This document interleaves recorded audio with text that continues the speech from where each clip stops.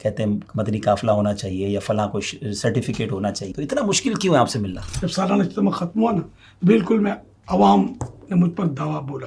آخر اتنے چندے کا کیا کرتے ہیں آپ لوگوں کے بیان سنے تو اس میں واقعات بہت ہوتے ہیں، کہانیاں بہت ہوتی ہیں، کچھ قرآن و حدیث کی بات بھی کیا کریں نا. السلام علیکم ورحمۃ اللہ وبرکاتہ. ایک بار پھر حاضر ہیں، دوسری ایپیسوڈ ہے اور پوڈ کاسٹ کا نام ہے غلط فہمیاں. سوالات پھر مشکل ہیں، میرے لیے بھی مشکل ہیں، لیکن شخصیت ایسی ہے جو سپیس دیتے ہیں.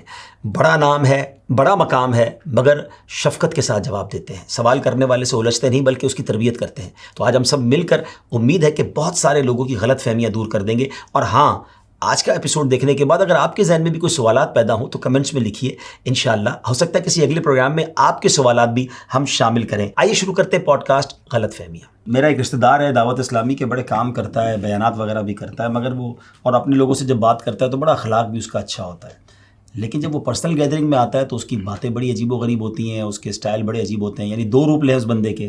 تو یہ کیسی آپ تربیت دیتے ہیں کہ آپ لوگوں کے پاس ہوتا ہے تو بڑی اچھی اچھی باتیں کرتا ہے، اور جب ہمارے پاس بیٹھتا ہے یا دوستوں میں بیٹھتا ہے تو اس کی بڑے الٹے سیدھی باتیں ہوتی ہیں. تو یہ سمجھ نہیں آتا. وہ آپ کا دوست ہے نا، ورنہ کوئی ہر فرد ایسا تھوڑی ہوتا ہے جیسا آپ کہہ رہے ہیں.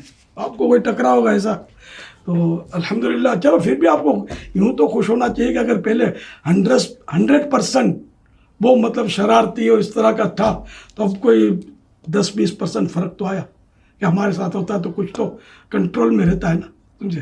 وہ فقہاء کرام کا ایک مسئلہ بتاتا ہوں جو باہر شیت میں لکھا ہے کہ شطرنج جو کھیل رہے ہیں ان کو سلام کیا جائے یا نہ کیا جائے. تو اس پر بعض فقہاء کرام نے یہ جواب دیا ہے کہ ان کو سلام کیا جائے، کہ جب تک یہ سلام جواب میں رہیں گے تو کچھ دیر کے لیے شطرنج کھیلنے سے بچ جائیں گے.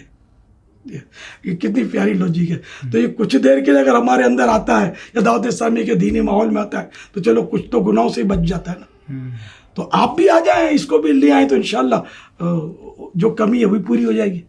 تو ہمیں کسی کی اصلاح تھوڑی بھی ہوتی ہو نا، اس پر خوشی کا اظہار کرنا چاہیے، نہ کہ تنقید.